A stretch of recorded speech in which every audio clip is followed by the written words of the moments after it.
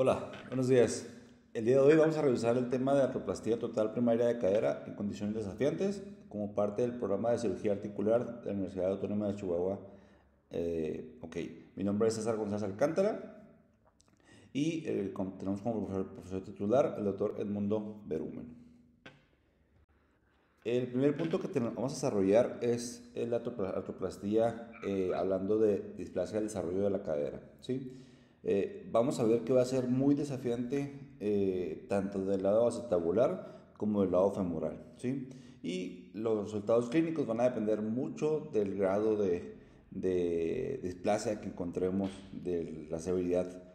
Una displasia muy leve, pues generalmente nos va a dar prácticamente resultados como una artroplastía normal. En cambio, una muy severa, pues van a ser resultados un poquito mucho más, más complejo tener un buen resultado. ¿Sí? Sin embargo, actualmente tenemos muchos avances en cuanto a implantes y técnicas de reconstrucción, de tal forma que han mejorado mucho los resultados clínicos. ¿Sí? Y actualmente la supervivencia de los implantes se equipara mucho a la de una artroplastía hecha por osteoartrosis. Del lado acetabular vamos a tener cambios y van muy en relación al grado de displasia. Como sabemos, podemos tener displasia muy leve, que pacientes pasan su vida desapercibidos sin saber que tienen algún tipo de displasia, pacientes que están subluxados o pacientes que están luxados completamente. Entonces, la coxa va a ser poco profunda, va a ser un aumento de anteversión, generalmente va a estar una cobertura insuficiente de la cabeza femoral, con una pared anterior deficiente.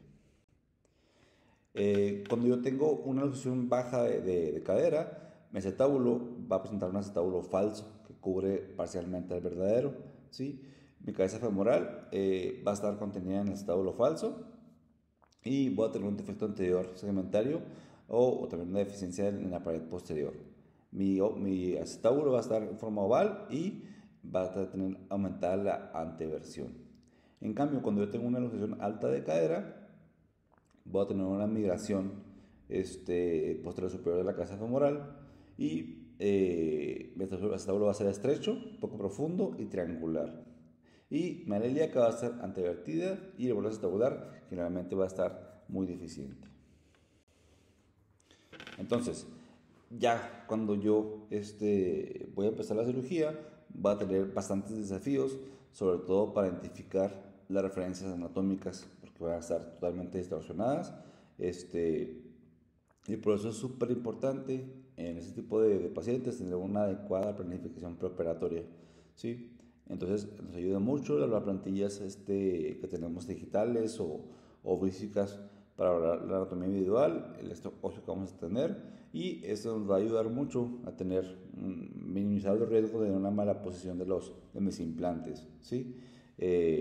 Aquí sería nos ayudaría mucho un estudio de imagen en 3D, una tomografía, para tener una idea de cómo está dimensionalmente mi acetábulo. Y mi objetivo ideal sería colocar mi acetábulo en donde va, en el acetábulo verdadero, y restaurando mi anatomía offset con mi biomecánica de mi cadera. Pero lo que yo busco generalmente es restaurar el centro de rotación de la cadera lo más cercano a lo posible del nativo, ¿sí?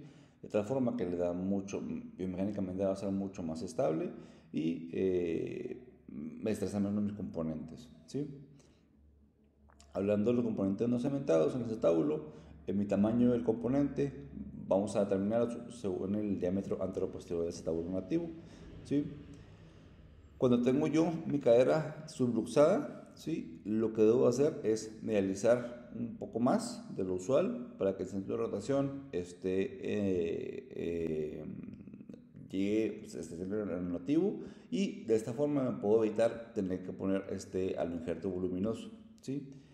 Cuando tengo una rotación baja de la cadera y cuando tengo una cobertura insuficiente del cotilo, lo mejor es usar autoinjerto o el injerto si no pudiéramos usar el autoinjerto de cabeza femoral. ¿Para qué? Para que me dé más cobertura hacia el lateral. ¿Sí? Y cuando yo tengo una lesión alta de cadera, generalmente no tallo con eso, pongo abajo en la cadera nativa un cotilo pequeño, 38-44, y usualmente no se requiere autoinjerto. Entonces, cuando yo tengo una deficiencia acetabular, que tengo menos del 50% de mi cobertura de mi cabeza femoral, tengo una opción A, como lo acabamos de mencionar, el injerto óseo autólogo voluminoso superlateral, como se ve aquí en nuestro ejemplo. Entonces aquí ponen el autoinjerto de la cabeza femoral, eso se pone, se fija con pequeños fragmentos, se arrima encima y se pone en mi cotilo. Y aquí se ve el ejemplo ya postoperatorio con un vástago modular con excelentes resultados. Y la opción B, ahorita igual, son opciones ya un poquito más nuevas. El hecho de usar aumentos metálicos porosos que suplieran la cuña de hueso que ponemos. Hay varios estudios que nos dan cómo les dieron a este tipo de caderas.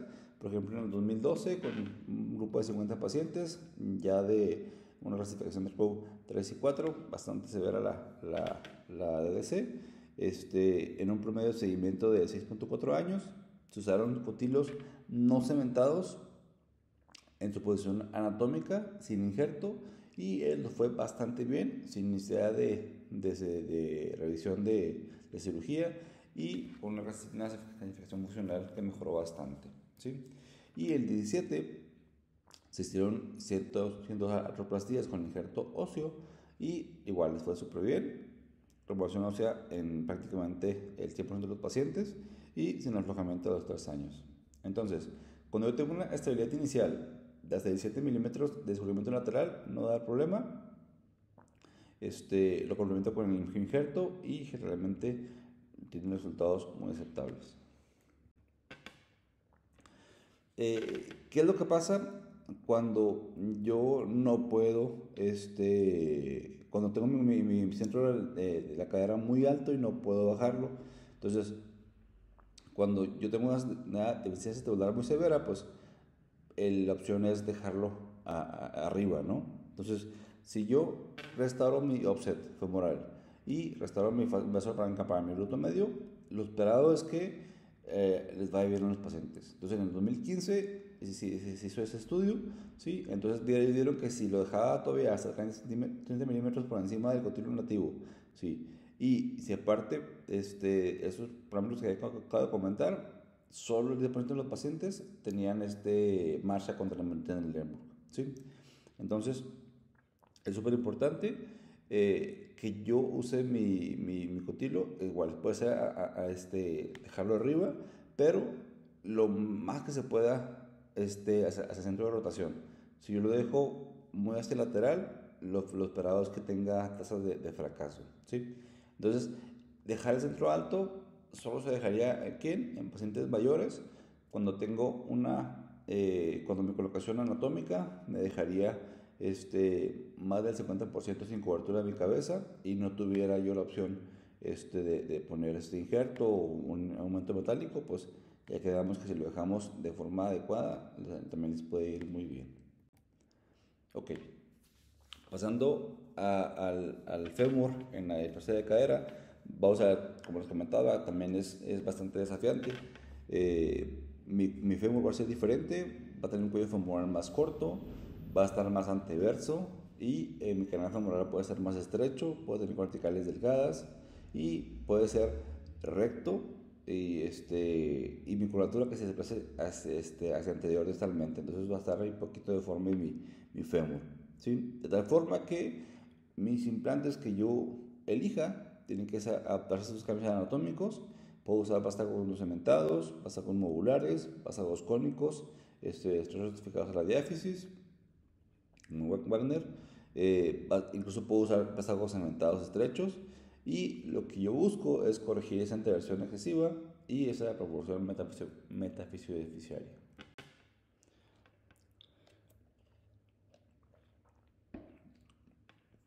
Entonces, una herramienta que también tengo disponible es hacer una osteotomía, sobre todo en pacientes con cambios importantes como en el Crowe 4. Entonces, Cuando yo hago ese tipo de osteotomías, pues me ayudan mucho, sobre todo para mi nervio ciático, que no esté excesivamente alargado, ¿no? ¿Y en qué lo usar? Pues cuando bajo mucho mi centro de rotación. Entonces, ¿cuál es la técnica? Yo antes de la osteotomía, primero rimo mi canal femoral, ¿sí? Y luego ya hago mi osteotomía transversa para en mi región supracantérica.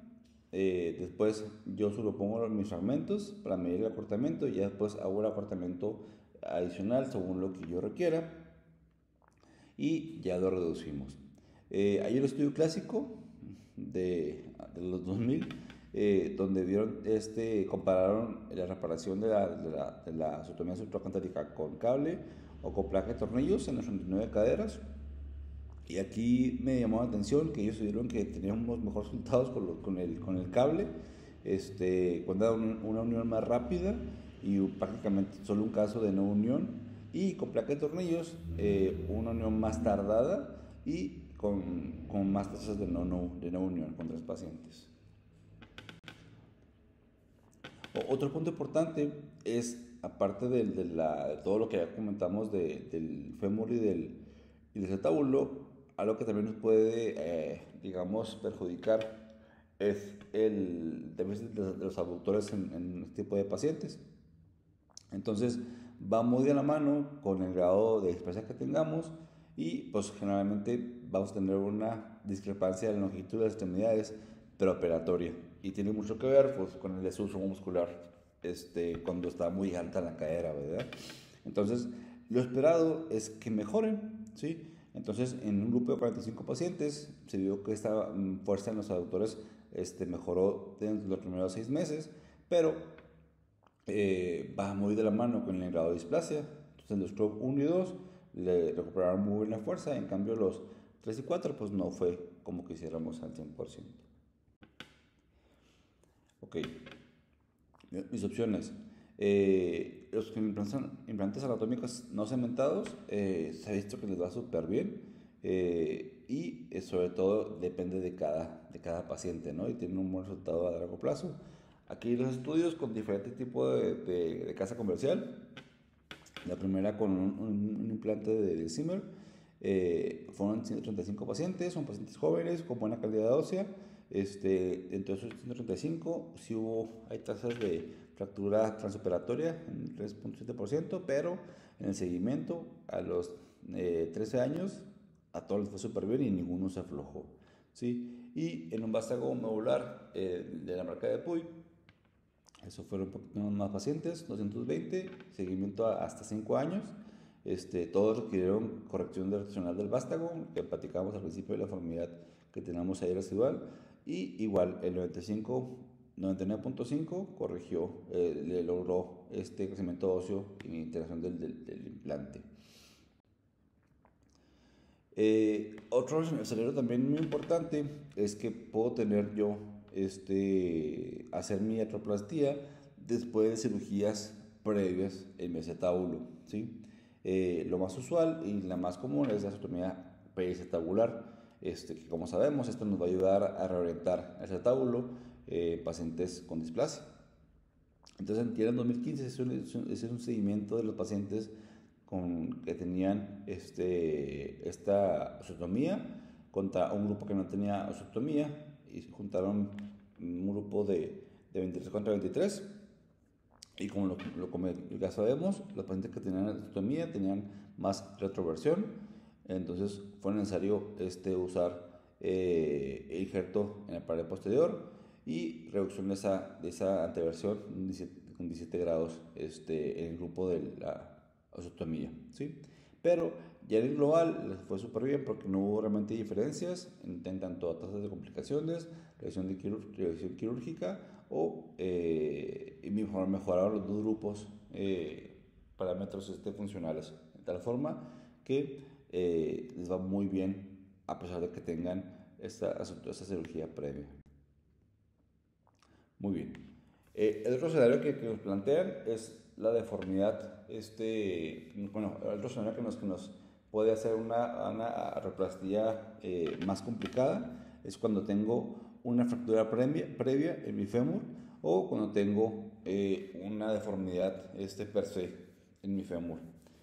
Entonces vamos a ver que va a ser mucho más compleja mi cirugía y va a tener más tasas de complicaciones y de revisión, ¿sí?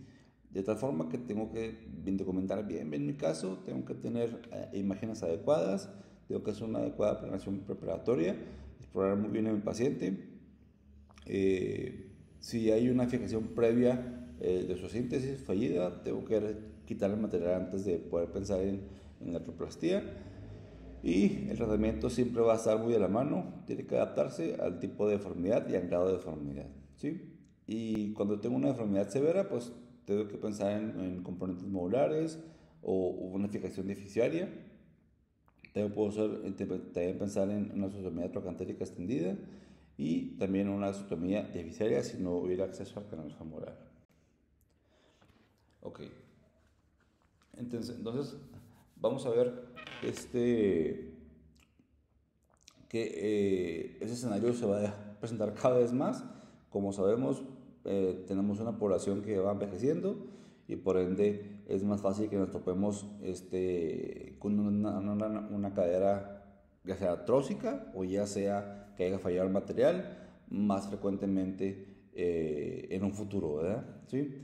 Y vamos a ver que los operados que tengamos de enfermedades femorales más severas y que tengamos implantes retenidos, ¿no?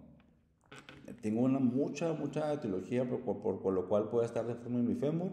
Puede ser, como platicamos, una cirugía previa, una cirugía que tuvo una mala unión o una no unión, igual a nivel tanto del cuello como transtrocantérico, el caso de displasia, enfermedades como el Paget, acondroplasia, que tenga su selección imperfecta, incluso también se hacen cambios también en pacientes con síndrome de Down, con secuelas del decalvio de Pertes, de una cadera deslizada. Entonces, son muchas cosas las que nos pueden dar una deformidad a nivel de mi fémur, ¿sí? Y como recordamos, tenemos varias formas de clasificar mi pérdida de hueso en mi fémur. La más conocida pues, la de Pavlovsky, que va desde la pérdida mínima hasta cuando no tengo nada en mi metáfisis, igual, tampoco en mi diáfisis, ¿sí? Y ya aquí nos ponen en la bibliografía otra opción para la clasificación, donde es un poquito más puntual, donde ellos nos dicen a qué nivel es la pérdida, la deformidad situacional, angular o transicional y la causa de la deformidad, ¿sí? Esa es la de Berry y puede ser otra opción para clasificar este tipo de deformidades. Contraindicaciones para artroplastia absolutas, una infección activa documentada, un paciente que esté muy inestable, que no se pueda operar médicamente, o con un paciente que tengamos que no tenga capacidades para seguir indicaciones postoperatorias y que no tuviera una red de apoyo, ¿sí? Contraindicaciones relativas, un paciente que tenga enfermedades controladas,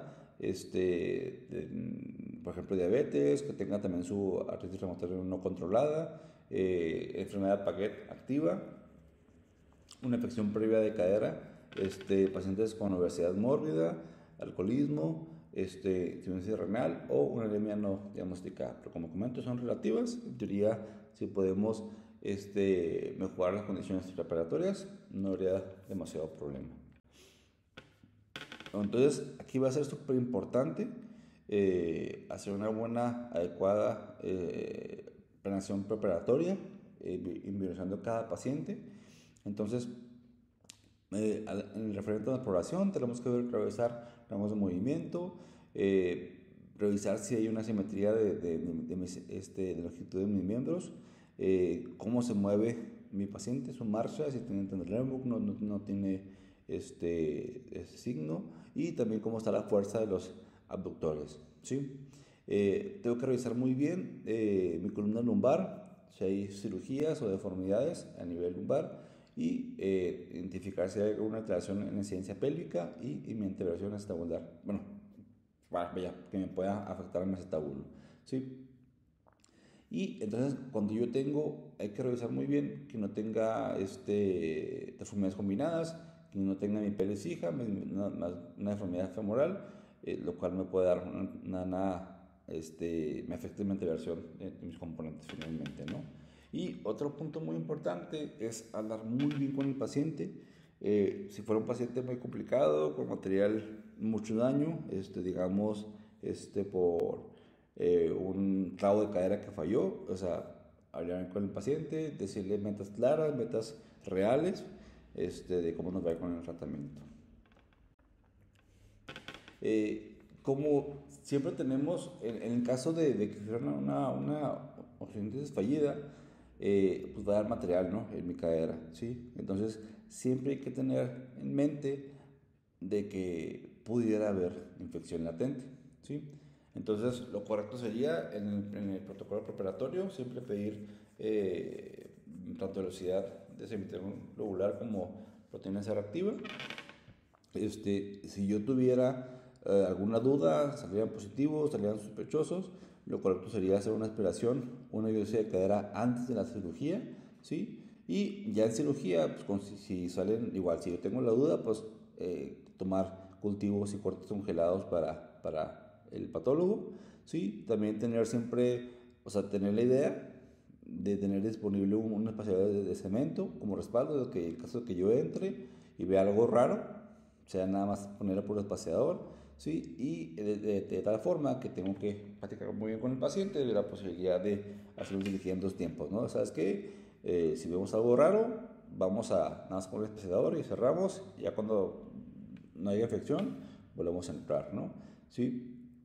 Otro punto importante es checar muy bien a mi paciente, checar otras comorbilidades que tenga, por ejemplo, que tenga su diabetes descontrolada, una anemia que que pase desapercibida, pues revisar la morbilidad cómo está preparatorio, igual, ¿no? Si tuviera un déficit nutricional. Imagen. Primero, radiografías. Lo clásico, la pelvis, en AP, y también que se vea todo muy fémur, para revisar si tenemos pérdida, checar si hay material. Hablando de ese tabulo, unas vistas de Judet, nos ayuda a ver si tenemos un defecto en la pared anterior, en la pared posterior, si hubiera discontinuidad columnar del acetábulo. También tengo que revisar imágenes de mi columna lumbar, el lateral, AP, lateral, flexión y extensión, sobre todo si hay antecedentes de cirugía o deformidad. Y cuando yo tengo una discrepancia de longitud de mis extremidades, lo óptimo sería tomar una radiografía de cuerpo entero, de pie, para ver de dónde viene esa pérdida o esa discrepancia de longitud. Y aquí nos ayuda mucho el sistema EOS, de tal forma que nos da imágenes mucho más rápidas, más precisas y con menos radiación, ¿sí? Aquí usualmente la resonancia no es de mucha ayuda, ¿sí? Y la tomografía estamos obligados a valorarla y a pedirla cuando yo tengo sospecha de antiversión anormal, cuando tuviera sospecha de que mi canal está remodelado, que está más estrecho, o que estuviera también mi cabeza femoral en varo. Ok. Hay que insistir mucho en la valoración, mi planificación preparatoria, porque el plan sería entrar a quirófano ya, sabiendo qué implantes vamos a poner, sobre todo qué vástago, ¿no? Entonces, eso sería como que ya tengo todo disponible, todo mi material. Claro, siempre tener algún plan B, pero ya con la mente de, pues ahora sí que no improvisar ya cuando estamos en la cirugía, ¿verdad? Sí. Entonces, tengo muchas opciones. Lo más usual son vástagos no cementados. Como sabemos, en Estados Unidos es lo que más se utiliza. Una opción es mi vástago metafisiario, recubierto proximalmente. Sobre todo es en pacientes cuando tengan una deformidad mínima y cuando tengan un buen stock óseo proximal, ¿sí? En este caso nos ponen la hidrografía, eso fue lo que hicieron, un vástago no cementado, recubierto proximalmente y con un resultado pues, excelente, ¿sí? Otra opción es mi implante modular. Está padre porque me permite una fijación beneficiaria y un ajuste independiente de la versión, y va a ser muy útil cuando tengo una enfermedad proximal y una proporción en los canales proximales y distales, ¿no? aquí está el ejemplo de un implante modular, ¿sí? La otra opción es mi vástago monobloque cónico, estriado, que es el tipo Wagner. Me dará una buena fijación inicial y un buen control rotacional, ¿sí? Y sobre todo me ayuda mucho cuando tengo un mal stock metaficiario, ¿sí? Y cuando cuando es un monobloque, pues evita el desgaste que conocemos cuando uso un modular, pues el desgaste que hay entre en estos componentes entre cada uno, ¿no? ¿Sí? Y otra opción también que tengo yo es la opción modular a nivel deficitario de mi implante. Entonces está padre porque me ofrece una buena fijación, un ajuste en longitud, en mi office, en mi versión, pero cuando uso implantes muy delgados distalmente, pues es muy fácil que se fracturen, ¿no? Otro punto que también puedo encontrar muy seguidamente es una deformidad a nivel de mi trocánter mayor, que pueda estar sobrecrecido o que esté malineado en varo en mi fémur, ¿no? Entonces, el problema es que esto me va a dificultar mucho mi acceso al canal femoral, me puede dar una fractura de mi trocánter mayor, con una mala alineación y con un riesgo de un fallo precoz, ¿sí? Entonces, ¿qué es lo que yo puedo hacer? Puedo hacer una osteotomía trocantérica extendida, un deslizamiento trocantérico, una osteotomía subtrocantérica para evitar y para acceder adecuadamente a mi canal medular. Ok, va a haber varios puntos que tengo que considerar cuando yo entro a una cirugía donde hay una fijación fallida previa, ¿sí? Entonces, per se, voy a tener un riesgo aumentado de fractura periprotésica y de luxación, ¿sí? Va a ser difícil que yo haga un abordaje mínimamente invasivo. Lo mejor es que yo me vaya directo con un abordaje normal, ya sea posterolateral o lateral, para tener una buena visualización y acceso a todo mi fémur, ¿sí? Entonces, ¿qué es lo que yo quiero? Ya en cirugía, hago mi capsulotomía, expongo el material antes de usar la cadera, hago la minimización, retiro mis implantes, reduzco temporalmente antes de hacer el corte de mi cuello femoral y ya, hago movilización y ya sigo con mi procedimiento, mi cirugía normalmente, ¿no? ¿Sí? Y entonces aquí es donde yo puedo hacer hacemos mucho énfasis en mi buen abordaje, irme ahora sí que ver bien mi fémur para en dado caso que necesitas una trocantérica o subtrocantérica, que me vaya mucho mejor. Cuando tengo una cirugía que fracasó, una fractura del cuello femoral, lo usual es que tengamos una deformidad en varo y que tenga una retroversión de mi cabeza femoral, ¿sí? En el caso que tenga pseudo o continuación viciosa, lo usual es que yo use un vástago que sea de argumento poroso, que sea enganche metafisiario, ¿sí? Digamos un implante no tan diferente ni tan raro, ¿no? Incluso hasta un vástago cementado, ¿sí? Pero cuando tengo una retroversión severa o una pérdida significativa de mucoso metafisiario, pues lo mejor es usar un vástago modular,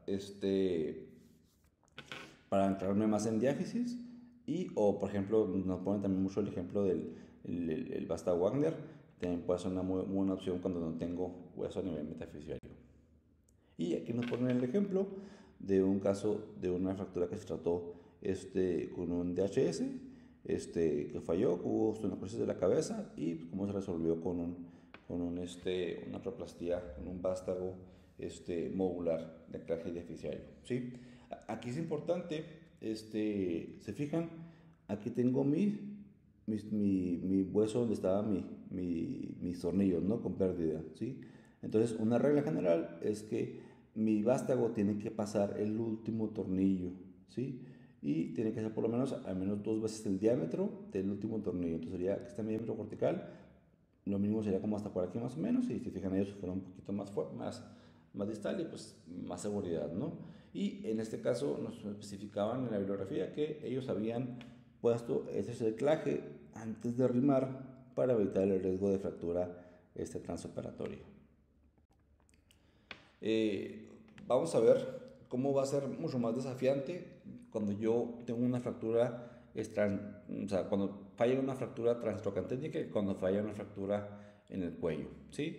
Generalmente va a ser cirugía más complicada, con mayor tiempo quirúrgico, con más pérdida con necesidad de transfusiones y por ende más estancia intrahospitalaria. Y hablando de estos casos, se ha visto que es una cirugía más complicada cuando el paciente tenía un implante intramedular que cuando tenía un implante extramedular. Vamos a ver que va a tener más varo y más retroversión del fémur y más conversión en trocánter, sobre todo cuando yo usé clavos centrimodulares y también mayor déficit de mis músculos abductores, ¿sí? Y también se ve que cuando tengo un implante intramedular va a aumentar más el riesgo de fractura intraquirúrgico hasta un 12% comparándolo con, por ejemplo, con el DHS. Y ya, así para terminar, ¿cómo hago mi cirugía después de del fallo de la fractura transtrocanterica? Bueno, primero quitamos el implante, esto para evitar la propagación de la fractura alrededor de los tornillos. Como sabemos, va a estar muy lastimado mi zona metafisiaria, no va a ser confiable que yo tenga un implante que se fije aquí. Entonces, ¿qué es lo que yo voy a usar? Implantes que se fijen en el diáfisis y como platicamos ahorita, ¿no? Que tienen que sobrepasar el punto de mayor estrés, al menos 2 diámetros corticales de lo más distal que tengamos de tornillos o lo que hemos fijado, ¿no? Bueno, entonces, ¿qué tengo opciones? Cuando yo tengo daño bajo stock en mi cálcar, pues tengo que es un implante que lo reemplace, ¿no? Ya sea de caja artificiario o un Wagner o un modular, lo que tengamos disponible, ¿sí? Los Wagner, como dijimos, el cónico con el caja artificiario va a una buena fijación y control de la anteración femoral, y los modulares pues, nos permiten ajustar longitud y offset según la inestabilidad de cada paciente. Y listo.